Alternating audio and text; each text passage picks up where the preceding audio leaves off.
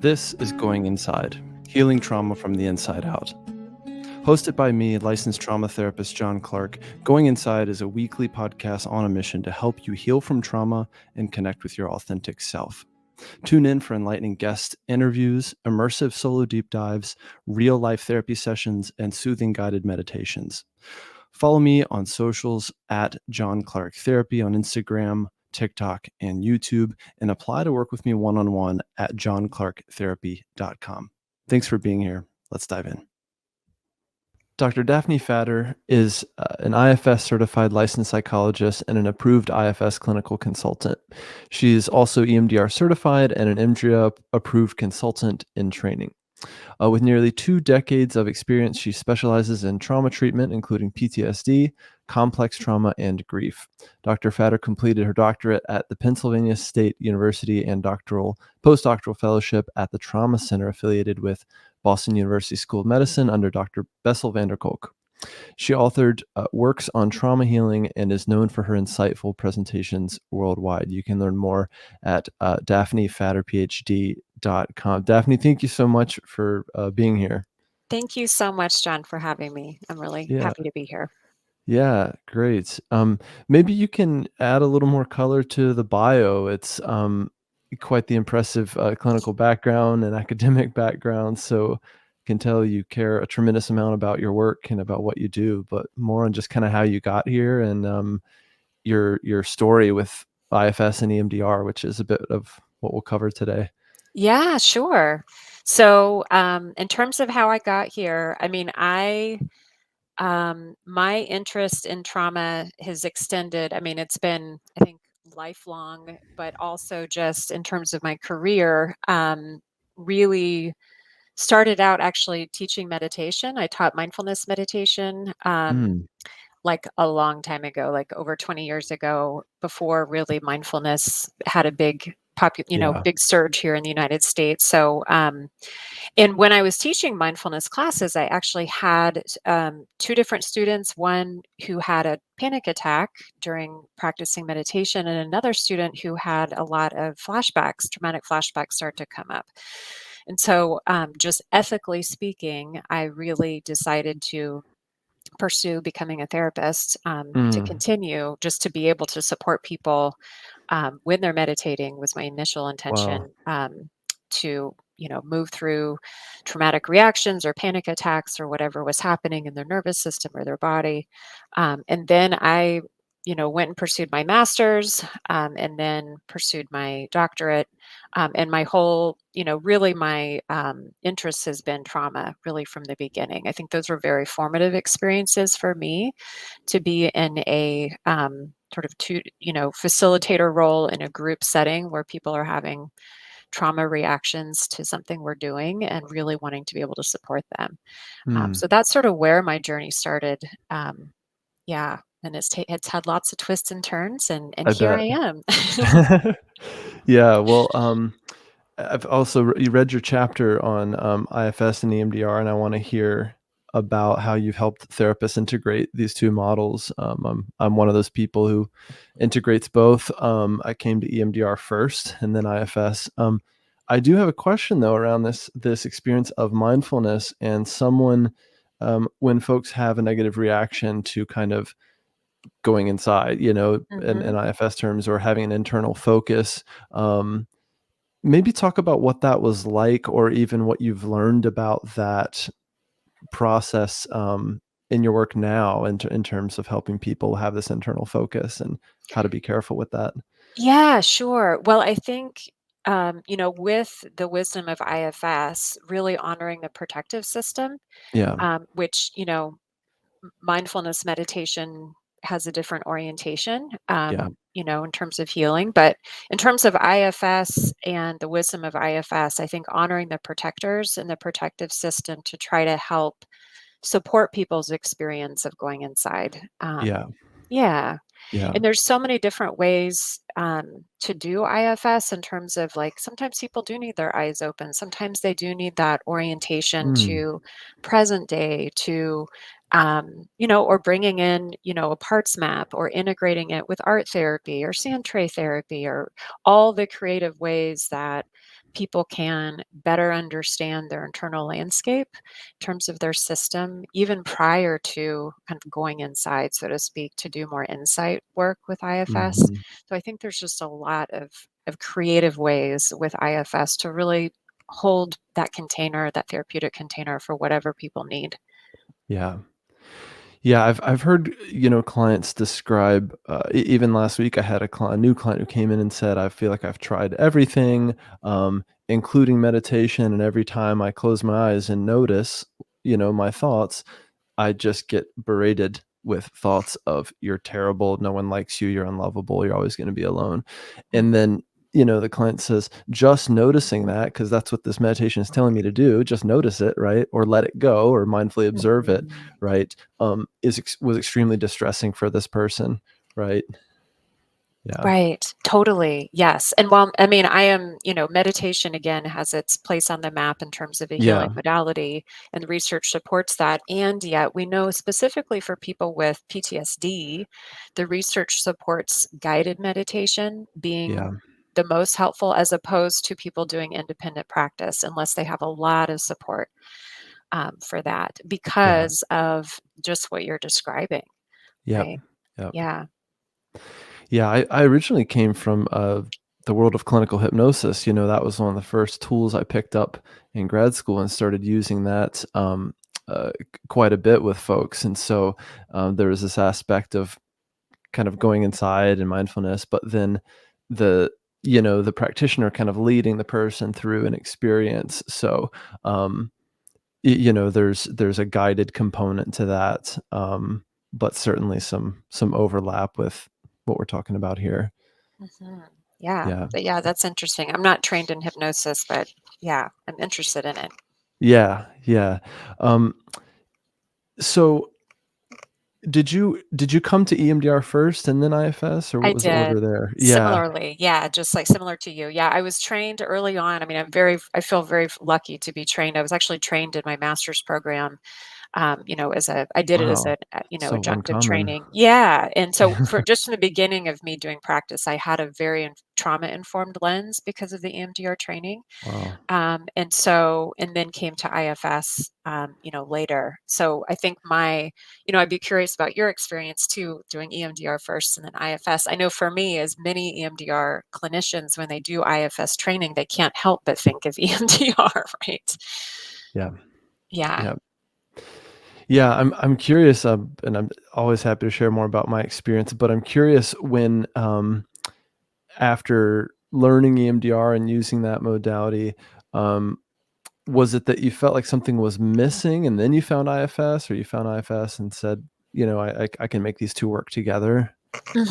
Yeah, I didn't, let me think about that for a moment. I didn't necessarily feel like there was something missing with EMDR. However, working with more complex trauma clients, um, when I learned IFS, particularly just honoring the protectors, I mean, and befriending the protectors, including dissociative parts, including firefighters, suicidal parts, prior to doing EMDR, just provided just so much more, just felt like more attuned therapy to the client system, but also more effective therapy in terms of their ability to trust the process and to integrate, what was coming out of EMDR. So I didn't feel like any necessarily something was missing. I think for me, for clients who maybe didn't respond to EMDR, didn't like EMDR for whatever reason, felt like IFS was sort of that bridge to help support more effective EMDR treatment. Yeah. Yeah, that's great. Yeah. I know, in your book chapter, you have, this really satisfying chart of, comparing the 2 and kinda drawing these lines. It's very satisfying to see it laid out like that. Not to put you on the spot just to recite that chart, but can you tell folks a little bit about, um, yeah, how you've integrated the models, I guess, and the actual, connecting the dots with each? Yeah, sure. Well, I think, referencing that chart in the book, I mean, seeing the two models side by side and seeing opportunities where in each phase of EMDR, there's opportunities to lean in really as much as either is clinically warranted or just would help the process, particularly for clients that are doing IFS first before Mm, EMDR. And so I think at each phase of the model, lining them up, there's just a lot of choices for clinicians to make. And I know in my clinical experience with it and guiding consultees to integrate it and doing trainings with it and supporting clients in it is, just to use that principle about how much self energy is present at yeah, any given time, particularly once we get to phase four trauma processing. Um, just getting curious around, okay, is this blocked processing? Do we want to offer some form of an IFS oriented interweave? And holding that, sort of principle of from an IFS lens, when people get stuck in trauma processing in phase four EMDR, it's really about that self-to-part connection being disconnected. So how can we support that connection, even if we can bring in a little curiosity or a little perspective, or just more connection between the client self, any aspect of self, with the target part that's present. yeah, Yeah. yeah. So one piece that sticks out is, or a piece that I had found missing with EMDR once I had learned IFS was, um, kind of unintentionally bypassing protectors, right? Mhm. Mhm. So just coming in, okay, the client says they're here for EMDR. I also find that a lot of clients that go and learn about EMDR, they've Googled it, they heard about it from a friend, they come in with a lot of excitement and a lot of anticipation. They're like, this is going to be the thing to finally heal me once and for Mhm. all. Right. And so a lot of times they're very eager to start or to go right to the tough stuff, right? And start the reprocessing or go to the worst memory, right? There's a Mhm. lot of, yeah, this eagerness. Um, and sometimes as clinicians, we can kind of follow that, right? Like they seem ready, we're going to go for it. On one hand, we want to kind of trust their judgment.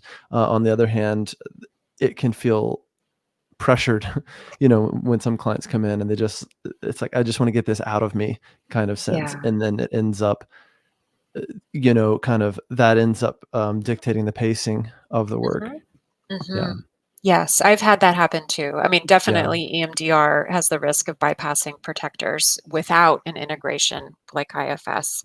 Yeah. Yeah, and then I've also had, clients that are so ready for healing and have tried many different things come to EMDR and may have that sense of urgency or ultimately really that sense of despair in their system. And that part is sort of driving the boat in terms of really Right. wanting to dive in. So I've had that happen too. Yeah. Right. Right. Um, Why is it so important to work with protectors first? I mean, I know this is kind of IFS, 101, but for folks understanding or folks trying to integrate the two models or even clients listening who are wondering which model is right for me, why is this piece so important? Yeah. So we want to honor that for survival, we all have, I mean, as bringing in the IFS lens, parts move into extreme roles and states that they can get stuck in. So even after a trauma is over, while the brain naturally compartmentalizes due to stress for our survival, part of what happens from an IFS lens perspective with that compartmentalization is that exiles move into the unconscious that are holding the pain of the trauma, and protectors take over to help us function and survive. And so when a Yeah. trauma then is over, that's what IFS really is around, is helping reorganize this system to be self-led rather than parts-led. So very Yeah. frequently, in terms of the importance of bringing in protectors and respecting them, is for one, getting consent of the system, which is really a trauma-informed lens that that IFS brings around. Let's make sure. Do you have any parts with fears or concerns about us Yeah. doing EMDR on this trauma. Even a simple question like that can be very important. Mhm. But we want to befriend protectors and get to know them so that uh, we're really ultimately trying to prevent what IFS calls backlash, which is where Yeah. when parts, particularly protectors, feel like they have been bypassed, then realistically firefighters take over this system. Yep. Um, and that's when mental health, symptoms can get worse temporarily, particularly firefighter parts come out, which might be more suicidal parts, self-harm parts, substance Yeah. abusing parts, in an effort to self-regulate, right? And Yeah. so Yep. by getting permission from the protectors first, we're actually setting up a very consent-based treatment contract to do EMDR, where everything is, we're making it very conscious what we're Yeah. doing. So we're bringing protectors that may um, not, the client may not consciously be aware of. We're bringing them explicitly into the client's awareness so we can Yeah. really leave space and time for that process to get consent. Yeah, That's great. Yeah. Yeah, even if, you invite the client to make that open invitation of any protectors that have, fears, concerns about what we're doing here, even if there's no response, it's best to check, right? Um, exactly. yeah. Yeah, exactly. And sometimes, I mean, similar to the client that's really ready to get better and may say, yes, yes, yes, I'm ready, let's start. Yeah.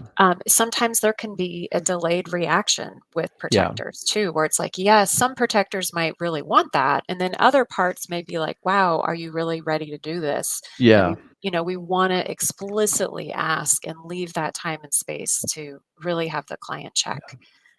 Yeah, Yeah, also considering how it's often, managers that bring the client to therapy in the first place and go, "Hey, I've had enough," or "My drinking is out of control," or the self-harm thing is getting scary," or "I keep, making a mess out of my relationships," or whatever it is, and then it brings them to therapy, right? hmm. Yeah. Yes, exactly. Yeah. And even, I mean, with the consent of the protectors, we are also, we're bringing in, I mean, to me, it's also about developing working alliance and trust. To me, it's also about signaling to the client, we're going to respect the pacing that your system needs here. Mhm. If some part says no, let's find out what their fear is, right? Yeah. What are they scared is going to happen? And that really also helps support developing working alliance, um, and that we're working together in this process. The client's not alone figuring out, are they ready? Are they not? Just because they say they're ready, are they really ready? So we're working much more as a team as well. Yeah. Yeah, and one thing I've noticed over the years about EMDR, and I was first trained in, like, I guess 2015 or so, is when I first came to it, I have the way I learn, I have to kinda simplify things in my mind to then understand it and start using it, right? It's Mhm, like, okay, I thought of it as this brain therapy, there's this exposure component, right? We have the client hold the memory, and then we start the bilateral stimulation, helps the memory mhm, go into long-term storage. That was my way of kinda oversimplifying it. I hear from a lot of EMDR clinicians today, who kind of have come to see it as a more complete model with all the different components, whether it's integrating the body and the somatic piece. There is the memory piece. There's also the cognitive piece, right? The belief that is associated with the memory, or in this mhm. case, in an IFS terms, that the part is holding. Yeah, I've just noticed that kind of evolution and over the years. I've noticed that too. Yeah, which is Mhm. really exciting, and I fully agree with that. With it being a very integrative model, particularly Yeah. because it does also honor body memory, um, and as well as the cognitive, the emotional. I mean, it's a bottom-up model, and it doesn't ignore the cognitions as well. So it's not like an either-or thing. It's very, to me, it's very complete in that Yeah. way as well. Mm. Yeah. Can you say more about the, I don't know, just maybe riff for a little bit on, parts and memories. So when we're working with a traumatic memory, and we know that memory is in the brain, is the idea that um, that exiles hold the pain and the memories, and that's really what we're doing with EMDR is, yeah, working Yes. with the exile that's holding it.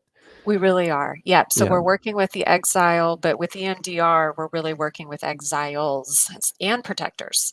So we're working Mm. with whatever parts, if I'm holding up my hand here to represent a memory network in the brain. I know some people do it this way. I like doing it this way. So, but if we start in one place, right, start with either the worst memory of a trauma, the first or the most recent is sort of traditional protocol decisions around that.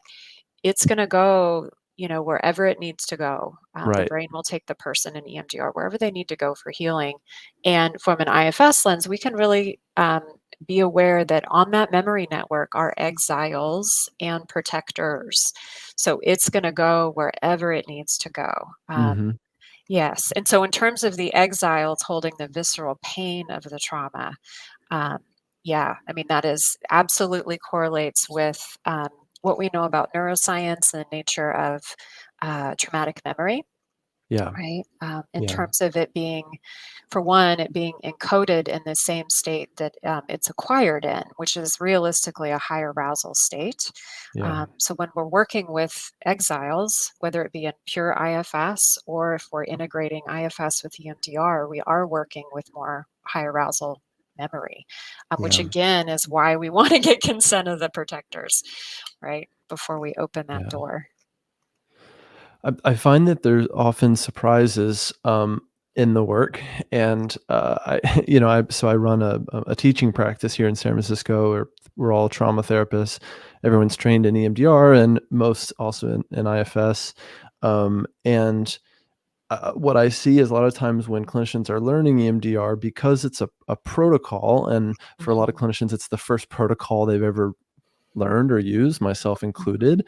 And there's concern about like sticking to the steps, right? And then what I found is over the years, the way I do EMDR is a lot more fluid and following the client, and even that C quality of courage for the therapist to trust that wherever this goes, we can handle it together. Um, because it is, um, we don't really know where it's going, and the memory piece, it can be quite a ride once you start in one place and end up somewhere very different, or tap into this memory network, and it can be surprising for both the therapist and the client.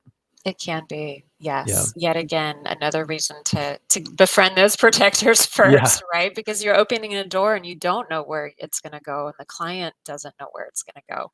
Um, and so, yes, so I Yeah. totally am with you on that. Yeah. I also hear clients have concerns about, well, I'm afraid of if I start EMDR, I'm going to uncover a memory that I'm not aware of, right? Some repressed memory.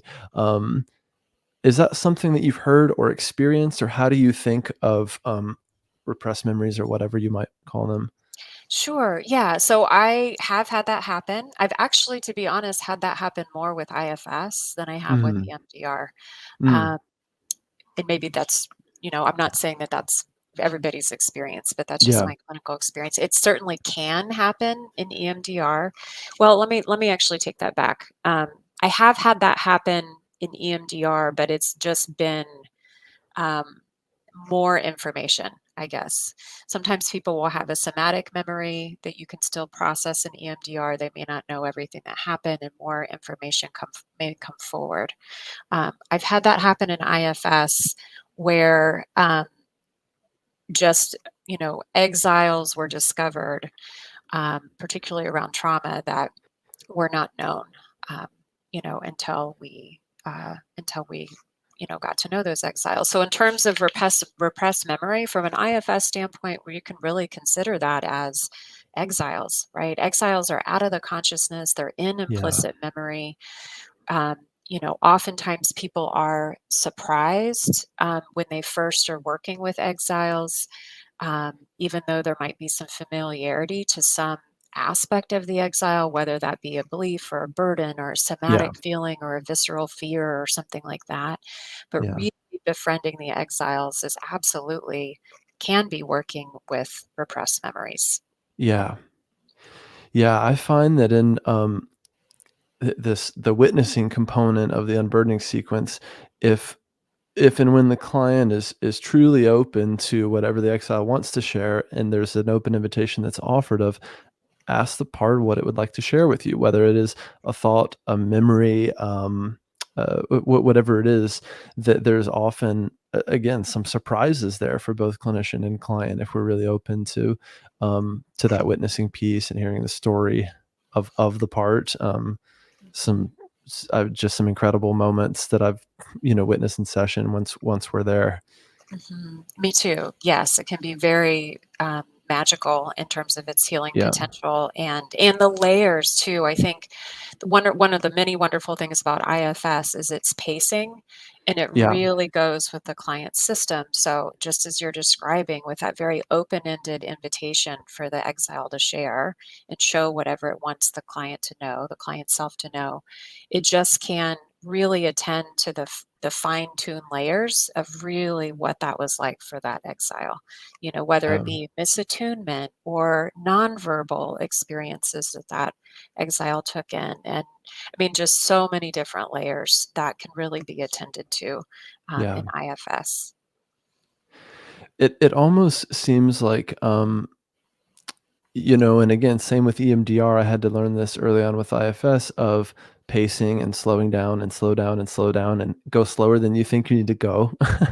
That was Mhm. something that Frank Anderson said a lot, this training and Sedona. And I've taken that to heart more and more and realize, when we really embody, when I really embody that and help the client slow down and embody that, parts are kind of ready to unburden. They're ready to tell their story, right? They're ready to come into the present. Um, on the other hand, if I have any agenda about that, or I'm looking at the steps, the protocol, and going, okay, well, the next step after the witnessing is the updating, and um, yeah, that's Yeah. an agenda, and that's very antithetical to IFS, I find.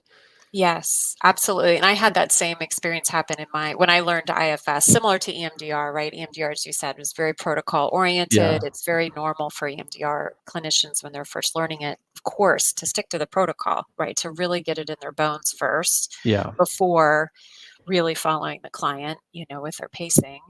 But I similarly with IFS, I know when I learned IFS, I definitely had parts that were like, okay, almost had, were like military parts that were like, we yeah. got to Next save the step. exiles, Yep. Yeah, we got yeah, to get there. And yeah, in my own development, in my own, system, have really those parts have way stepped back, and it's like, is this really about the yeah, client and their process and their system? yeah. So, yeah. Yeah, it's incredible. I was working with a group of students recently. I helped teach in Derek Scott's program, Oh, Stepping Stones, wonderful. and one of the therapists, they were doing their practice sessions and encountered an exile rather surprisingly for the whole group, and the exile was um, very much scared and not wanting to turn toward the client. And of course, the client, or perhaps even a therapist part, wants to do something about it. Hey, let me help you feel better. Let me help you out of that corner, right? And again, that is again, kind of self-like part, but does have an agenda. And so the part of the challenge was, what would it be like just to hang out in the same room as that part who is Mhm. scared and facing the corner and doesn't want to look at you yet, Yeah. right? And given that Yes. this is the first time the two of you are meeting, doesn't it make a lot of sense that this part isn't necessarily going to come running into your arms? Yes, absolutely. Yeah, it's very true. That befriending process with the exile Yeah, could look so many different ways depending yeah, on the pace of the exile. Yeah. yeah. And like, what if we just hang out here for a bit, right? In other words, nothing has to happen today.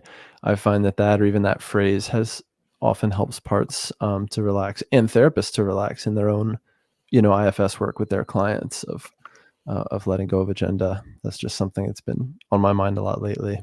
Yeah, that's great. I find that helpful too in terms of, Yeah, yeah, there's no expectation of anything that needs to happen here. What's it like to just be with this part? yeah, yeah. Yeah, absolutely. Another thing I wanted to ask you about, and I hear different perspectives on this from folks like you've been really in the IFS community for a long time and are really experts in the IFS world is the teaching of regulation skills. Mhm. People seem to be, excuse me, in kind of different places with this. So I'm curious kind of where you land with it and how you look at that in your work. Yeah, that's a great question. And I want to honor Dr. Richard Schwartz's original, with the original model, pure IFS is around Yeah. contracting with parts for emotion regulation. That's a pure IFS Hmm. perspective, right? You can contract with exiles not to overwhelm. You can contract with protectors to, watch on the sidelines in terms of navigating emotion regulation. You know, um, Actually, as I've integrated EMDR and IFS, I have found in terms of regulation, I still bring in coping skills. I'm not, Yeah. I'm definitely an integrationist in that way. So I find that in terms of regulation, it's really about self to part relationship. If there's enough self energy there, and there's been, like, for example, in the example you just gave, where an exile may need a lot of repair with self, may need an apology from self, may Yeah. need, you know, a lot more time. Um, Yeah. but it's how can we really honor the system where it is? And so sometimes with really how I am doing IFS now, particularly as I integrate it with EMDR, is supporting um, in terms of emotion regulation, whatever coping skill feels good for that particular part. So, for example, I'm thinking of a particular client as I say this. When I have a particular client, so when an angry part gets activated, how can that angry part feel validated by the client and get Yeah. that self to part relationship going through a coping skill? So, Yeah. for example, I'll bring in, star, which are butterfly hug, right? Slow butterfly hug for connection to help that angry part know, hey, it's okay to feel angry, to get Mm. some self to part connection going with a coping skill. Yeah. And then for the same client, when a sad exile gets activated, um, inviting that inviting that part to journal, right, so that the client is with the part and journal, so really honoring. So in terms of how, again, this is sort of my perspective, not a pure IFS perspective, so I want to Yeah. honor that, but I Yeah. I really bring in terms of coping skills and regulation, what does this part need from you right now? What would feel good to this part? Yeah. And oftentimes, it's about connection, or it may be about, more of a traditional kind of psychotherapy coping skill to help with regulation might actually feel really good to the part. Yeah. Yeah. I haven't heard it put that way, and it really makes a lot of sense. It's really like bringing, coping skills to the part, but really honoring that self to part connection. Um, yeah, I haven't really heard it put that way. I think, going back to another moment that happened in these practice sessions recently that I was working with these therapists is, the client sat down and kind of said, "Hey, I'm really nervous about this. I'm nervous about doing this session, right? And there's people watching." And so what the therapist did was what a lot of therapists do, which is let me help you calm down, basically, right? Like let Mm, me just help you breathe and focus on your body and do more deep breathing until you feel calm, right? In other words, kind of get rid of the symptom, right? mm, mhm. So that we can then work together versus can you focus on the part that is scared right now and kind of go toward it, right? And so Yeah. honoring the symptom, or same thing if there was anger there. um Sometimes we're not comfortable with anger. It can be intense and we want to help them kind of manage it, right? Like Mm, clients that come, they say, I'm here for anger management, right? mhm. um and there's a lot of therapy that kind of focuses on that, right, and like tamping down the symptoms. Right. So that would be much more of a kind of a traditional psychotherapy approach. And yeah, Yeah. my integration with EMDR and IFS is really about being with the part. So in that example of, like, okay, instead of, can the therapist guide the client to just be with it? And is Yeah. that okay? And what's that like for this part to just know that it's not alone? Yeah. I'm here, you're here, we're both here with this part. Can this part take that in? So Yeah. relational support.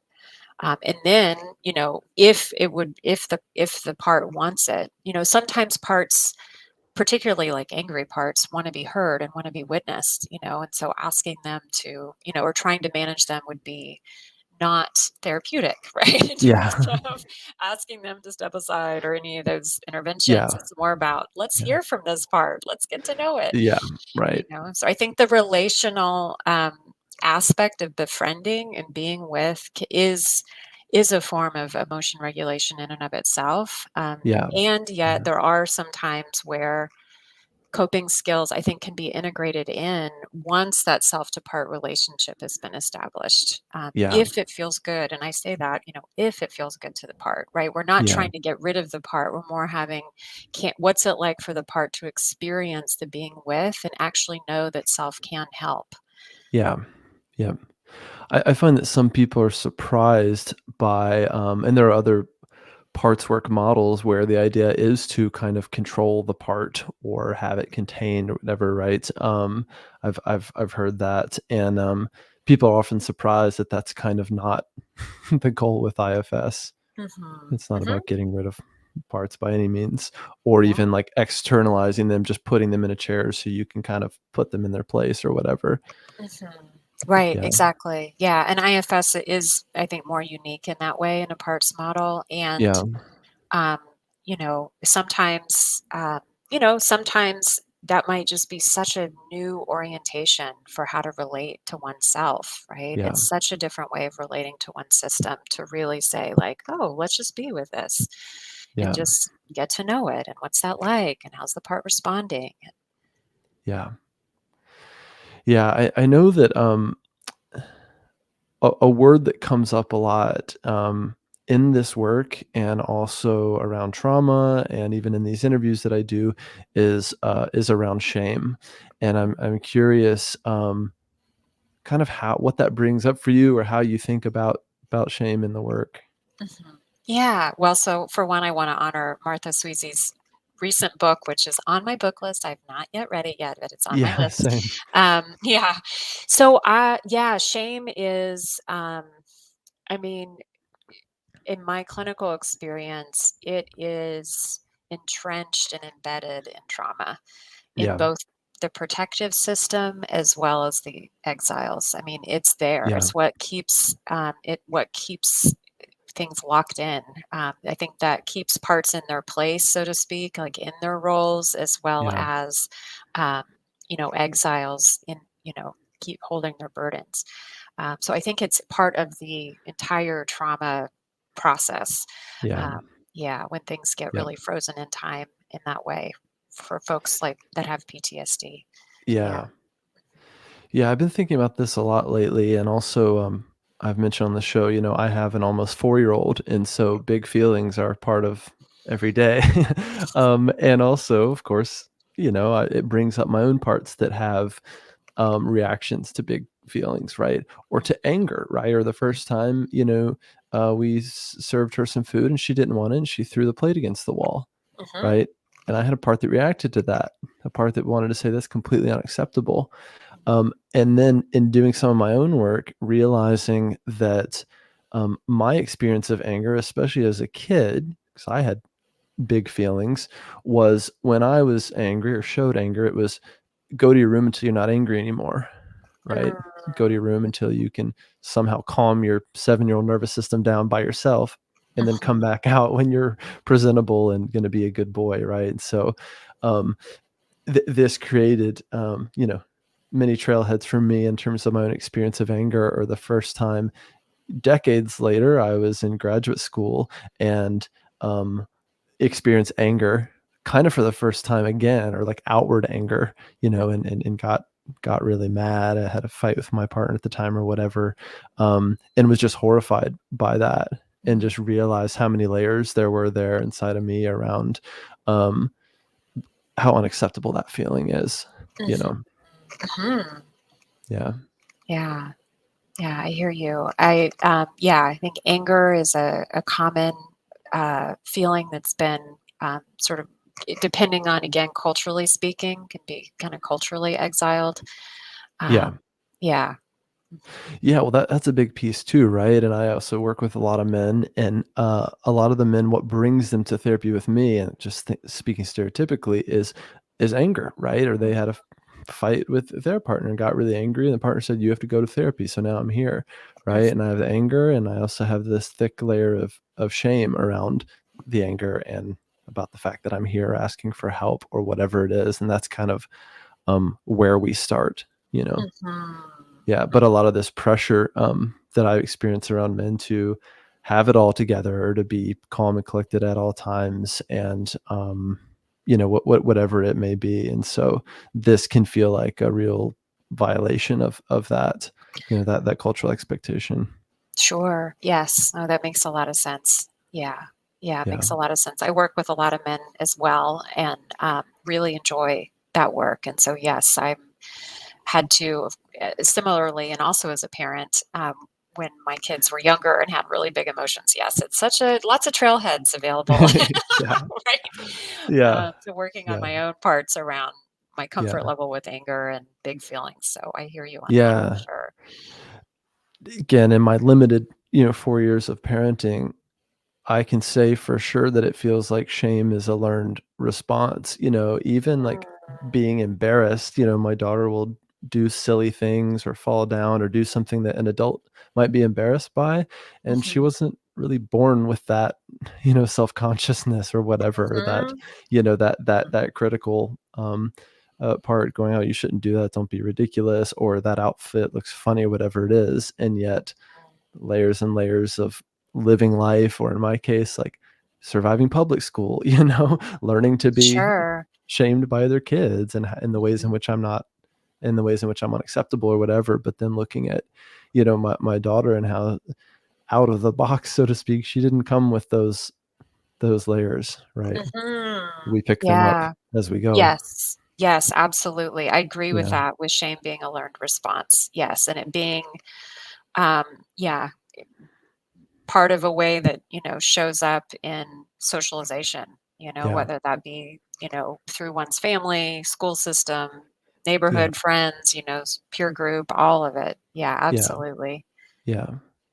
I also just find that she has these C qualities just so readily available, like compassion, or if she sees a kid that's hurt or an animal that's hurt, her first reaction, without my wife and I teaching her any of that, is compassion and empathy and Mhm. curiosity about all things in the world, or even creativity and the way that she makes art, and she thinks everything she makes is really cool. Oh, Every little that's painting so she does, she's like, lovely. "Look how beautiful this is."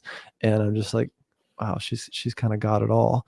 And and then the parenting question is like, "Oh my god, how do I preserve all of this, and not screw her up?" 100%. Yeah, no, definitely. Yes, and I have those parts too that are worried about, "Oh my gosh, am I gonna screw up my kids?" But yes, yeah, but I totally hear you in terms of wanting to preserve their little spirit and their natural Yeah, self energy, right? Them being self-led little systems, wanting to really protect them as much as possible around preserving that connection to self. yeah, Yeah. yeah. Thanks for letting me indulge that a little Yeah. bit. Oh, absolutely. Oh my goodness. Yes. As a fellow parent, I totally hear you. And it is such a journey and such a Yeah. journey of trailheads as well. Yeah, yeah, So, it is. It is never ending. We've got a few minutes left, but Daphne, what do you feel like is kind of missing from this conversation? Anything that you want to make sure people kind of hear today? And then we'll talk yeah, about how they can learn more about you and your work and any offerings you have right now that you want to mention. sure. Gosh, I can't think of anything that's missing. I mean, I think the big piece Mhm. is bottom line, IFS brings in a consent based way to Yeah. do EMDR that is very trauma informed, that's consent based, and it's relational. So I know one thing, in terms of EMDR, sometimes I've heard the feedback from clients and therapists that it's not relational, that EMDR, if people are following the pure protocol, that somehow it might Mhm. feel to the client that it's not relational Yep. enough, right? Yep. Or it may be kind of cold or not cold, but Yeah. it's not really interpersonal. It's not, it's not a Well, relational in model. fact, that's how I was taught EMDR, which is to kind of get out of the way Mhm. of the Yeah. client, right? And so I Yes. totally hear that, and yeah, but yeah, I totally Yeah, hear so that. I think IFS can bridge that gap too, because I Yeah, do think, you know, I think that it just honors the not only relationship, the therapeutic relationship, but it and fosters it, but it also really attends relationally to the client system. Hmm. Um, kind of bridging the two models is very relational. So I do think it also kind of helps with that gap in EMDR that sometimes clients experience. Uh, yeah, so that'd be really the only other thing I can think of right now. Yeah, no, it's a wonderful reminder around consent and contracting with parts, and yeah, this piece again around contracting with protectors, kind of as we are doing the EMDR work or before we really start the reprocessing, has helped me so much in my integration of the two models. And again, your chapter in the book Altogether Us is just so helpful in really making it all start to click more for me. So thank you for bringing that together. You're so welcome. Yeah, thank you. Yeah. Anything else in terms of like what you're up to lately? Any offerings you have, whether it's for clients or therapists or books? Yeah. Sure. Yeah. So I'm going to be publishing something in the EMDRIA magazine.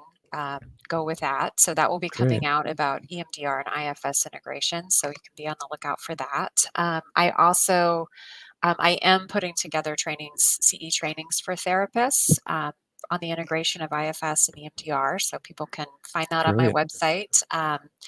And then I am slowly working on more writing in terms of a book of EMDR IFS integration. So Wonderful. that's in process. So Yeah, wonderful. And then do you work with therapists right now in consultation or anything like that that you want I to do. offer? Or Yes, yeah, I do. I do run. I'm getting ready to offer another offering for a consultation group that's great. bridging EMDR and IFS. And then I also, offer individual. Right now, I'm doing more group than individual just due to my availability, but I do also offer individual IFS consultation as well as EMDR Yeah. consultation for certification. So, Great. yeah. Excellent. Well, thank you so much, Daphne. I really appreciate your time and just everything that you're bringing to both of these worlds, EMDR and IFS. And we'll be sure to put links to everything in the description for folks listening or watching if you want to follow up and learn more about Daphne or reach out about any of her offerings. So, Daphne, thank you again. Thank you so much. Thanks so much for having me. My pleasure. Thanks for listening to another episode of Going Inside. If you enjoyed this episode, please like and subscribe wherever you're listening or watching, and share your favorite episode with a friend. You can follow me on Instagram, YouTube, and TikTok at John Clark Therapy, and apply to work with me one-on-one at johnclarktherapy.com. See you next time.